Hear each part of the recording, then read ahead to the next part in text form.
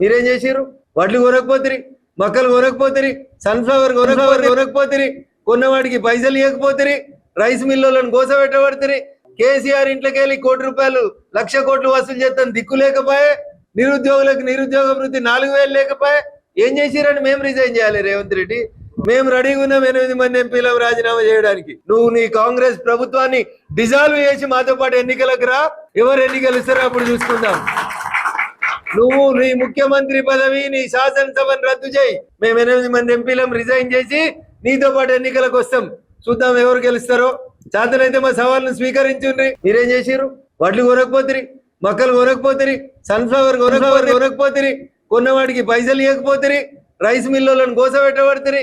కేసీఆర్ ఇంట్లోకి వెళ్ళి ₹1,00,00,000 1,00,00,000 వసూలు చేస్తాను దిక్కు లేకపోయే, నిరుద్యోగులకు నిరుద్యోగ వృత్తి 4,000 లేకపోయే.